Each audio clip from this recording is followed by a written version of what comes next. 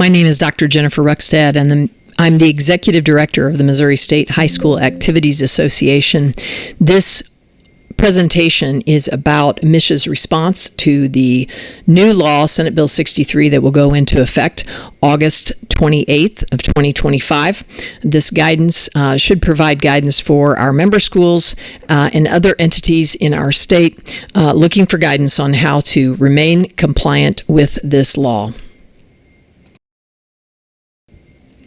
To summarize what will be covered in this presentation, we are going to be talking about the fact that Senate Bill 63, which was passed by the legislature of the state of Missouri in the spring of 2025 and signed by the governor in early July, will go into effect August 28th of 2025, and what that means for our member schools and the state of Missouri.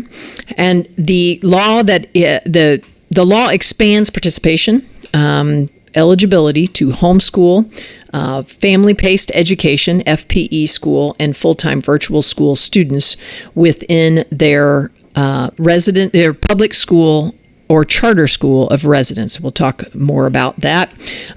We are introducing the term resident participant student and a new category under enrollment type within MSHSAA bylaws called non-traditional option 3, and that this participation includes MSHSAA athletics and activities, but also other school extra and co-curricular activities, we are hopeful that this communication and education can help schools with both categories, MSHSAA and non-MSHSAA.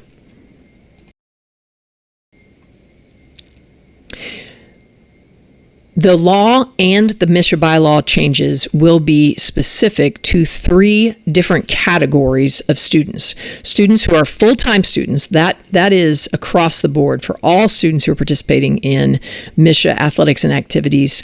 The assumption is you are a full-time student no matter what your enrollment type is. But this will be for full-time students who are receiving any portion of their education through a homeschool, an FPE school, again, that's family-paced education school, and that is very similar to homeschool. From the outside looking in, it's going to look exactly like a homeschool, or a full-time virtual school. And how MSHSAA will be doing this is they're revising their definition of bona fide student in Bylaw 2.1 to include students who receive their education in one of the 3 categories I just mentioned. We will do that by defining a new non-traditional option 3 within Bylaw 2.3.4, and that will give an avenue for these students to have opportunity for participation. And then we are also revising non-traditional option 2. In the past, the only pathway to participation for a student in a homeschool or FPE school was through non-traditional option 2. There was no pathway for a full-time virtual school student. But now those pathways will come through non-traditional option 3. What will now be carved out in non-traditional option 2 has always been the case, but now we're only going to be looking at students who attend a non-member school that is not a homeschool, not an FPE school, and not a full-time virtual school, who will be taking the minimum required number of in-seat courses at the public school of residence. And that public school of residence must have the school board policy that allows for the non-traditional option 2. So whereas before non-traditional option 2 was the pathway for many homeschool students, and it has always been a pathway for a student that attends a non-member school, now non-traditional option 2 is only for students who attend a non-member school and can meet the enrollment standard of non-traditional option 2 at their local public school district.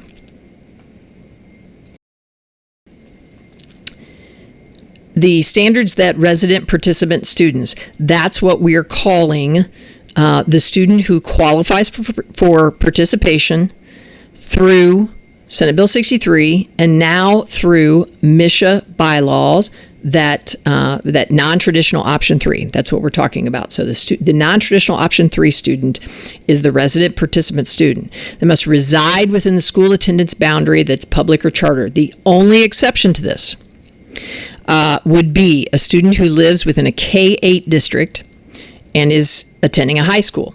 So, or wants to participate at a high school. A student who lives in a K-8 district does not have a high school of residence.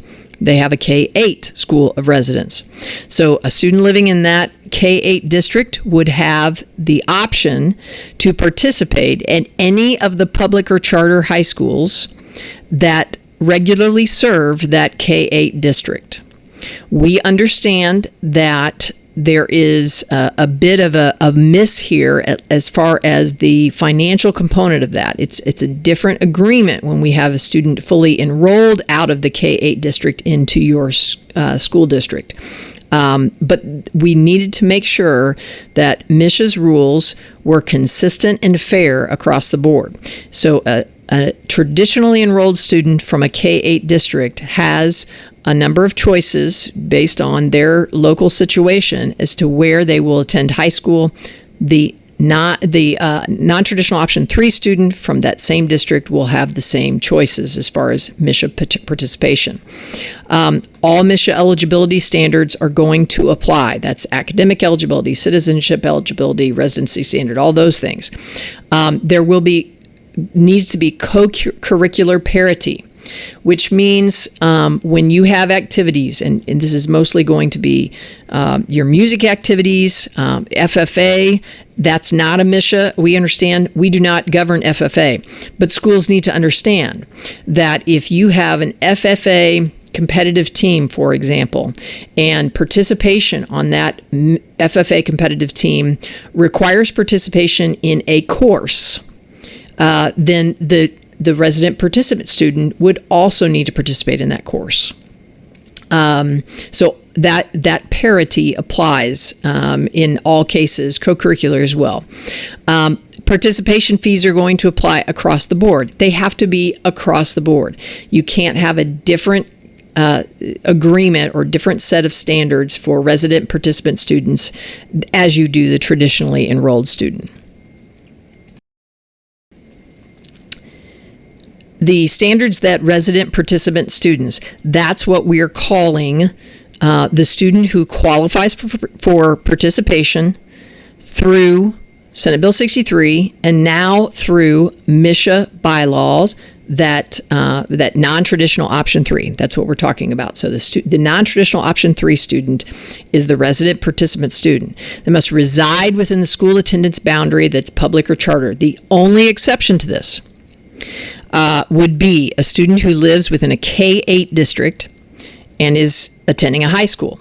So, or wants to participate at a high school. A student who lives in a K-8 district does not have a high school of residence. They have a K-8 school of residence. So a student living in that K-8 district would have the option to participate in any of the public or charter high schools that regularly serve that K-8 district. We understand that there is a bit of a miss here as far as the financial component of that. It's a different agreement when we have a student fully enrolled out of the K-8 district into your school district. But we needed to make sure that MSHSAA's rules were consistent and fair across the board. So a traditionally enrolled student from a K-8 district has a number of choices based on their local situation as to where they will attend high school. The non-traditional option 3 student from that same district will have the same choices as far as MSHSAA participation. All MSHSAA eligibility standards are going to apply. That's academic eligibility, citizenship eligibility, residency standard, all those things. There needs to be co-curricular parity, which means when you have activities, and this is mostly going to be your music activities, FFA, that's not a MSHSAA. We understand we do not govern FFA, but schools need to understand that if you have an FFA competitive team, for example, and participation on that FFA competitive team requires participation in a course, then the resident participant student would also need to participate in that course.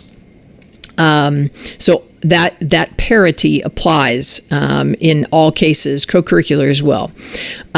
Participation fees are going to apply across the board. They have to be across the board. You can't have a different agreement or different set of standards for resident participant students as you do the traditionally enrolled student. Our timeline in the short term to implement everything we're going to do prior to August 28th, 2025. First of all, in July 15th, we released the handbook. We're calling it the interim handbook. That handbook reflects all the changes that the membership made to the bylaws and constitution through the April regular ballot session. There are also a number of board policies that were adjusted and some editorial changes. All of that we would do in a regular year and release the handbook on July 15th on our website. We would then print the handbook and send it out during the August mailing. We're going to be doing things differently this year. So what you have access to right now is the interim 2025-2026 handbook, which reflects no changes in response to Senate Bill 63. We are working on the website right now to ensure it will be ready to go by August 11th, and expanding our support, which this webinar, this presentation is part of that support. We want to each week put more information out as we can to help schools with their compliance. August 11th through August 25th will be a bylaw relief period to allow for resident participant students to participate starting on the first allowable practice date for fall practices. The law doesn't go into effect until August 28th. MSHSAA wants to make a good faith effort to give resident participant students the best opportunity toward a legitimate experience in fall sports. We understand activities have been going on, and the integration into activities will likely be more difficult than it is for sports because of the timing. For instance, spirit groups often have their tryouts in the spring, but every school has a process for how to integrate a student who moves in at the beginning of the school year. So spirit groups, oftentimes, they're working all summer. What you usually do for a student who moves in and starts school in August is what you need to do for the resident participant student. You have these policies or these practices that you've done in the past. Lean on what you've done in the past. So what do I do with a student who's just come in based on bylaw or Senate Bill 63? You're going to treat them just like a move-in. Okay, so currently MSHSAA rules have not changed, and they don't have to change until August 28th. We have a process we must follow as a membership in order to change our bylaws. We have to follow that process. So that process requires a vote of the membership. That window will be August 11th through August 22nd. In the meantime, fall practices have started, and we want to allow for resident participant students to begin participation then. So we will provide relief of all rules that would prohibit participation of resident participant students, and that relief period is August 11th to August 25th. After the special ballot window closes on Friday, August 22nd, the board will meet in a special session on August 25th to certify the election. Certify the ballot. The bylaws cannot take effect unless the board certifies. So the board will certify on August 25th, which means the new bylaws will take effect, and now resident participant students' participation will be covered under bylaw as opposed to bylaw relief. On that date, we will upload the updated online version of the handbook, which will reflect all of the changes, not just the changes from the April ballot, but also the special ballot in August. We will print the handbook We will send that book to print on August 25th. And once we do, once we get those print handbooks back, sometime later during the fall, we will get those handbooks, the physical copies of the handbooks, into the hands of our schools.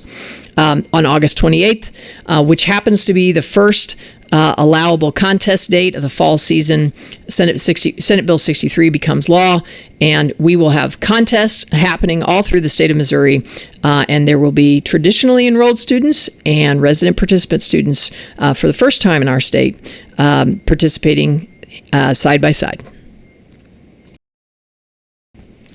As I mentioned, all MSHSAA eligibility standards apply to all students.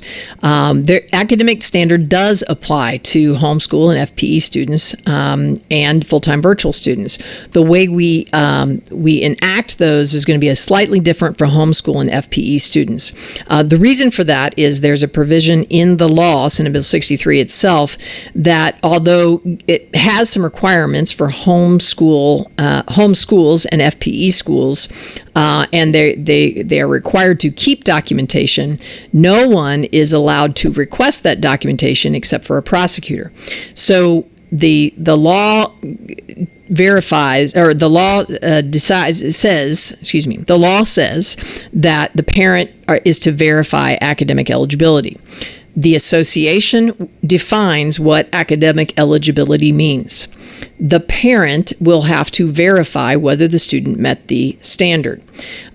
We have said we've simplified, or we've at least codified the philosophy behind the academic standard in a new bylaw within bylaw 2.3 to let the homeschool or FPE school parent understand what the idea is behind MSHSAA academic eligibility.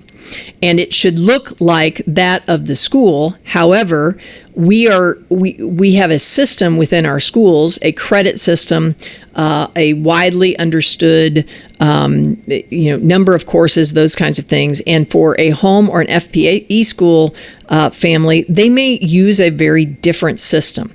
So we wanted to describe academic eligibility in a way that could be applied to many different systems. So we have described it as thinking about a 4-year high school experience.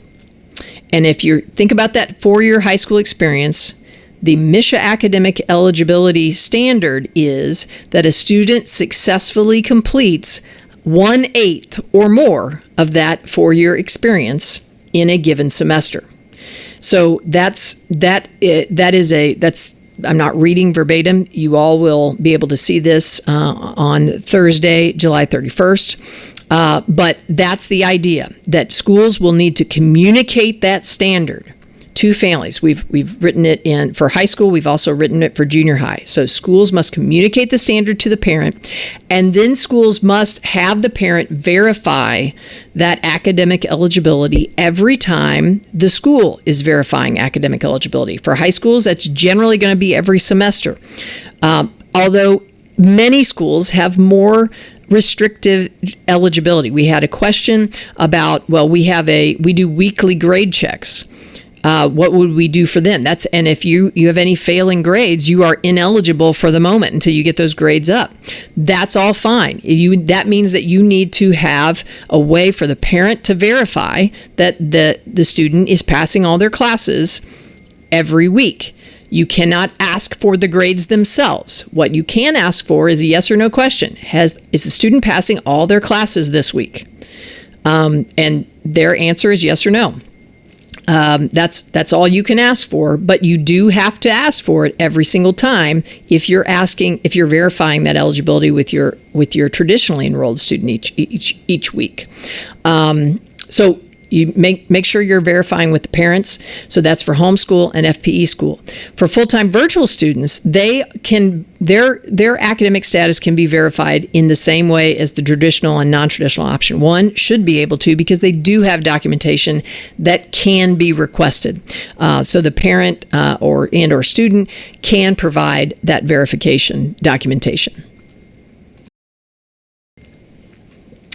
MSHSAA transfer rules will apply to all students. Our system will manage students of all enrollment types. First-time participation. We're talking for students who have never participated within the MSHSAA system because they have been a student in a homeschool, FPE school, or full-time virtual school who've never had access to the MSHSAA system.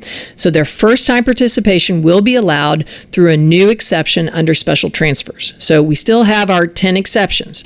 One of those exceptions is special transfers, which under special transfers, we have a new category, and that's the resident participant student participating within our system for the first time. All transfers after that will be processed within the transfer system. And the biggest change for our membership is going to be that our website and the system will now track the enrollment type for every student. They will either be traditional or non-traditional option 1. That's one category. Non-traditional option 2 is another category, or non-traditional option 3, or the resident participant student. Each of those students will be marked by enrollment type within your master student list. The next few slides are what should schools be doing right now or as soon as participation begins. So you're going to be entering any of your resident participant students into your master student list. And you will follow that process until an eligibility determination has been made, just like you do every time you add a new student to your master student list. That process you will be able to start that on August 11th. And it will mirror the same process you have always used for adding students to your master student list, and it will ask you several questions to get you through to an eligibility determination. There is a component of the state law that is now written into our bylaws specifically for resident participant students that says that if a student was attending a school and then unenrolls while ineligible or potentially going to be ineligible, then they may not participate for 365 days, which is more restrictive than the MSHSAA academic eligibility standard. Our ineligibility for academics is 1 semester, and for citizenship, it's tied to whatever the situation is.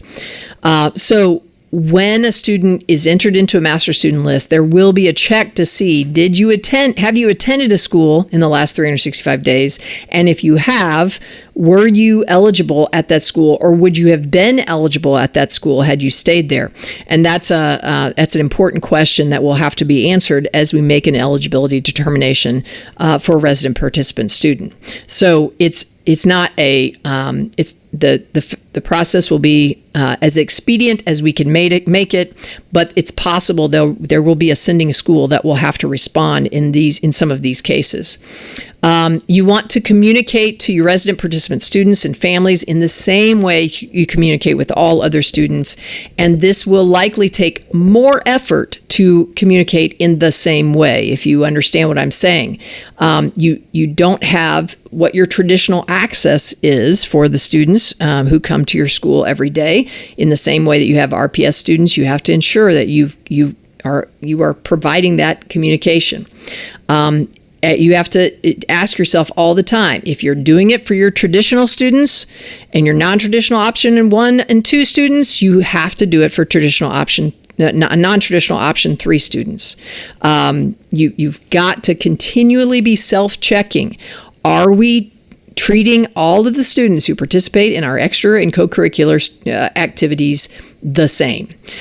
You need to educate your community, and that's broad. You've got to educate these students and families. You have to educate your traditionally enrolled students and families, and you really need to educate your coaches and directors. You need to educate your counselors, your administrative teams. Everyone needs to be educated on how this works, and because the issues can happen at so many different places. So continual education, frequent checks, frequent updates, making sure your coaches know what they're supposed to be collecting, and how they should be treating all of their students. please understand one of your responsibilities will be to know when the rules go into effect. As we said, the law is going to go into effect August 28. Our bylaw changes will happen on August 25th. Everybody will get relief starting on August 11.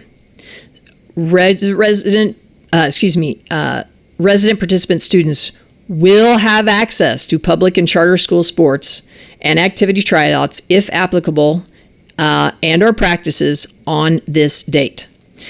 Which means if you're having tryouts for your sport, then they get a tryout and they will be evaluated by the same standard that all other students will be evaluated by. If your sport does not have a tryout, then if the student comes out for the sport and continues to participate, they're on the team. All that starts on August 11th. Your local school district policies will need to change. You need to see MSBA's sample policy or whatever sample policy you use, but please make sure that your school district is aware of your own policies.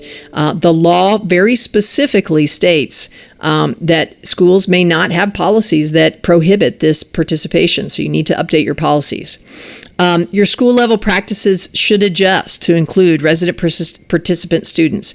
Many schools have great systems to make sure they are fully compliant with all MSHSAA bylaws. Those systems will need to adjust to allow for now your resident participant students. Schools need to read the background information from the special ballot to familiarize yourself with the new rules. This special ballot window, again, is August 11th through August 22nd. The background information will be sent out on July 31st. It will give you about 10 days prior to the ballot window to familiarize yourself with the vote. I'm going to say this at the end, but we need for schools to vote. This is not optional. This is state law. The Missouri State High School Activities Association is not an entity without our members. The law speaks to two things. It says that schools cannot have policies or cannot prohibit the participation of these students, of the full-time student who attends a home school, an FPE school, or a full-time virtual school. It also says that schools may not be a member of an association that prohibits the eligibility of those students, which means that if our membership does not vote to change our rules prior to August 28th, the association ceases to exist because all of our members no longer can be a member of the association. So it is imperative that if you want the services that the Missouri State High School Activities Association provides to your school, you must vote in the special ballot to make sure that our rules align with state law. Ensure your school district has not only consistent policies, but consistent implementation. This really gets to the coaches and directors to make sure your ADs need to know, your principals need to know. Everybody needs to be implementing your new policies. This is not, these things right now are not MSHSAA things. We do not regulate tryouts. We do not regulate how a school communicates. These are school district things and may need to be discussed with your school's attorneys. But you should consider your tryout documentation and procedures. It is not good practice to not have strong, objective tryout procedures with documentation. MSHSAA doesn't tell you have to do that, but your school attorney will likely do so. There are taken for granted practices. Does your coach rely on hallways for messaging their team? When a student is not in the hallways, how are they getting the messages throughout the day? Does your director assume students can get what they missed from practice during study hall? If there's no study hall, what do we have? So these are examples of things that we take for granted when we're thinking about the traditionally enrolled students. You should consult with your school district's attorney to make sure that your policies and practices are in alignment with state law. In the future, there are going to be 3 board policies that will also adjust on August 28th, August 25th, just to ensure consistency with the bylaws. One of those will have to do with classification. So in the future, this question has come up, how will we manage the classification issue when you now have students who are not in your enrolled in your school participating? From this point on, when we do enrollment declarations in the spring, we will have your enrollment declaration, which would be all enrolled students in grades 9 through 11 on that date, plus any resident participant student from the current school year. So that's the number that will be used for your classification number in the following school year. For the 25-26 school year, we have no way of capturing the resident participant students who might eventually participate with our schools this year. So for this year, they won't be counted, but moving forward, they will. Another thing our association will continue to do is monitor the unintended or unanticipated consequences of all the changes, and then consider other topics in future area meetings. We have a running list right now of things that the membership will need to consider now that we have a non-traditional option 3 and all of the implications of that. All of those things will come during our regular governance window, which is generally we see as January to April. But those things will come out to the membership and through advisory committees and those kinds of listening and processing procedures. Finally, just a few notes. One, just a reminder that compliance with the state law is mandatory. This is not something we get the choice to. This is now a law we must follow. The special ballot approval is required. We need the membership to approve the changing of the rules to ensure that our schools remain compliant and that our students can keep their eligibility in the MSHSAA system. Please ensure equity and continuity in student participation for traditionally enrolled students and for now resident participant students. If you're unsure of something, ask and educate yourself. You can read the statute yourself if you'd like to. The AD workshop is coming up on January 6th and 7th. We will have a session at the AD workshop on that. Our annual membership updates, which are formerly MSHSAA 101s, we will discuss the implementation of the new rules at those events. And you need to read MSHSAA communications. We will be sending communications throughout the fall in regards to Senate Bill 63 and lots of other things. You need to make sure you are educating yourself through what we have provided. I want to thank you for listening to this presentation today. And if you have any questions, any more questions, consider contacting our office, consider contacting your school attorney, or possibly even a colleague as we do our best to navigate through what's a new situation in our state, but I am certain we are going to be able to implement it with grace and integrity, and students will continue to have great experiences in athletics and activities in the state of Missouri.